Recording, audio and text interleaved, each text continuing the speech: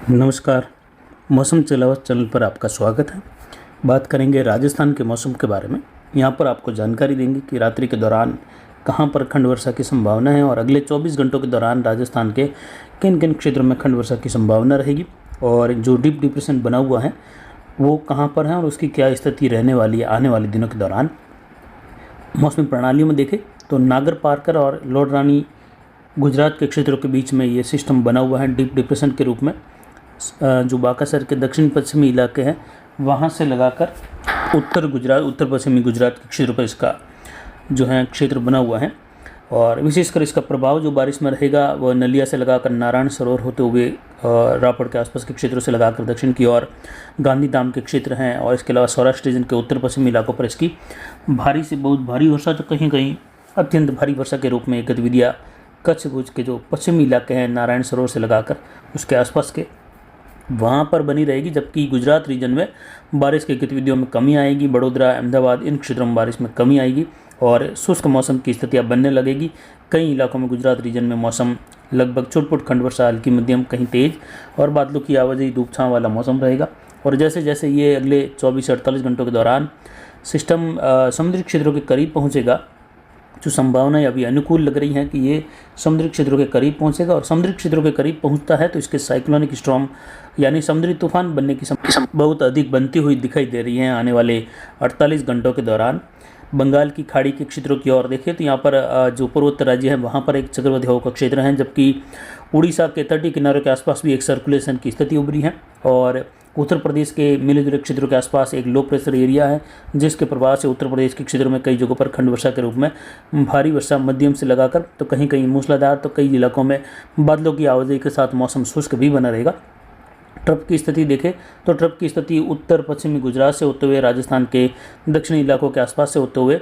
पूर्वी राजस्थान के आसपास से लगाकर ये बंगाल की खाड़ी तक जा रही है, यानी इसका पश्चिमी सिरा दक्षिण झुकाव में है और जल्द ही जैसे ये सिस्टम समुद्री क्षेत्रों की ओर बढ़कर आगे बढ़ेगा तो जो मानसून ट्रप हैं वह धीरे धीरे दोबारा उत्तरायण हो जाएगी और उत्तरायण होती हुई मानसून ट्रप की बारिश की गतिविधियाँ फिर से जोधपुर पाली संभाग के क्षेत्रों में एक बार खंड वर्षा के रूप में देखने को मिलेगी। लगभग ये 30-31 तारीख के आसपास खंड वर्षा की स्थितियाँ ट्रप के बदलाव के कारण देखने को मिलने की संभावनाएं बन रही हैं। उसके बाद दोबारा बंगाल की खाड़ी में सिस्टम बनने की संभावना 30 से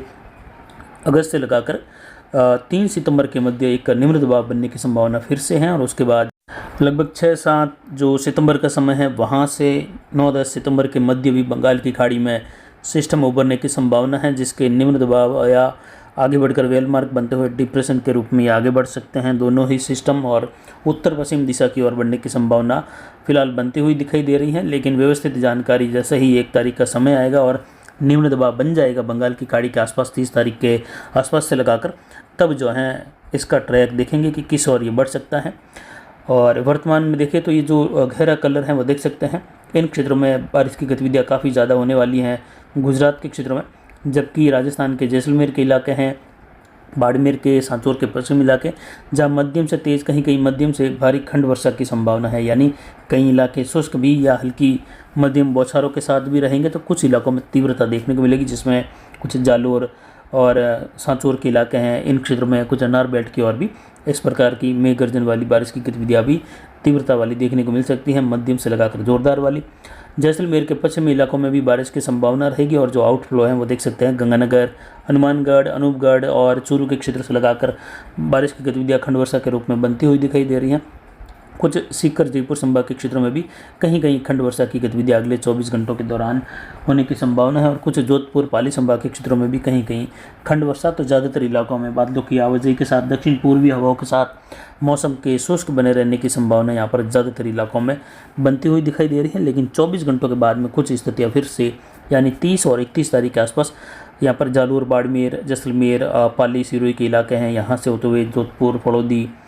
बीकानेर की ओर जैसे जैसे ट्रप पुनः उत्तरायण होने लगेगी समुद्री क्षेत्रों की ओर सिस्टम के बढ़ने के बाद, वैसे वैसे यहाँ पर बारिश की गतिविधियों में एक बार 24 से लगाकर 36 घंटों के दौरान तेजी आएगी और जैसे ही यह उत्तर की ओर बढ़ेगी तो फिर उत्तरी राजस्थान में खंड वर्षा की संभावना रहेगी।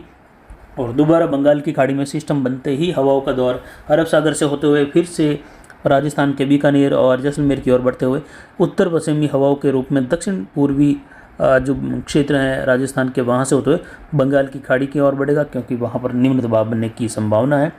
और इस सितंबर के दौरान तीसरा सिस्टम बनने की संभावना 13 से लगाकर 17 सितंबर के मध्य भी बनती हुई दिखाई दे रही है। यानी सितंबर महीना लगभग पूरा बारिश के रूप में और बार बार सिस्टम बनने के साथ ही कहीं मध्यम तेज, कहीं मूसलाधार, तो कहीं कहीं भारी या कहीं कहीं अत्यंत भारी वाले दौर भी आने वाले दिनों में राजस्थान, गुजरात, महाराष्ट्र के इलाके हैं, मध्य प्रदेश से लगाकर देखने को मिलेंगे। और पंजाब, हरियाणा के क्षेत्रों की ओर भी इस प्रकार के दौर आने की संभावना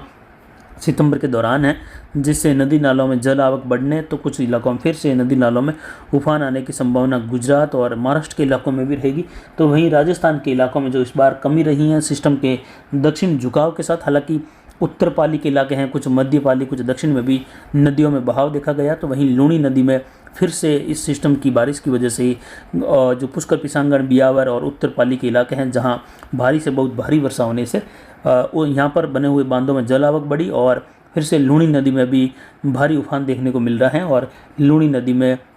कुछ घटनाएं भी देखने को मिल रही हैं। रोड पास जो रपट बनी हुई है लूणी नदी के क्षेत्रों पर, वो पार करते हुए कुछ भारी मालवाहक ट्रक भी बहे हैं। कई जगहों पर बाइक वाले या ट्रैक्टर वाले, इस प्रकार के वीडियो आ रहे हैं जहां ये दुर्घटनाएं हो रही हैं। यहाँ पर सतर्कता रखें और ज़्यादा पानी का बहाव है तो इस प्रकार पार करने की कोशिश न करें। इसमें जो है नुकसान आपका है, न कि जो देखने वाले लोग हैं उनका। तो इस प्रकार आप ज़्यादा अति उत्साह न दिखाए। आने वाले दिनों में राजस्थान के पाली, जोधपुर संभाग, बीकानेर, गंगानगर से लगाकर जयपुर, सीकर, कोटा, उदयपुर, बांसवाड़ा, इन सभी संभागों में अलग अलग क्षेत्रों में सिस्टम के प्रभाव की वर्षा देखने को मिलेगी। जिस प्रकार गुजरात के क्षेत्रों की ओर बारिश हुई है, सिस्टम बड़े हैं, तो आने वाले दिनों में राजस्थान के कोटा, भरतपुर से लगाकर सीकर, जयपुर, अजमेर संभाग की ओर भी सिस्टम बढ़ेंगे। और उसकी वजह से जहां पर भी बारिश की तीव्रता रहेगी तो वहां पर नदी नाले फिर से उफान पर देखने को मिलेंगे। सीजन अभी लंबी पड़ी है। खासकर देखें तो अभी अगस्त का जो 28 तारीख का दिन है, अभी अगस्त के भी 3 दिन बाकी हैं और 30 सितंबर के बाद तक की पश्चिमी राजस्थान पर मानसून की स्थिति बनी रहेगी। और आने वाले सिस्टम से बारिश की गतिविधियाँ विशेषकर देखें तो यहाँ पर पाली के दक्षिणी इलाकों में, सिरोही, राजसमंद, उदयपुर के इन क्षेत्रों में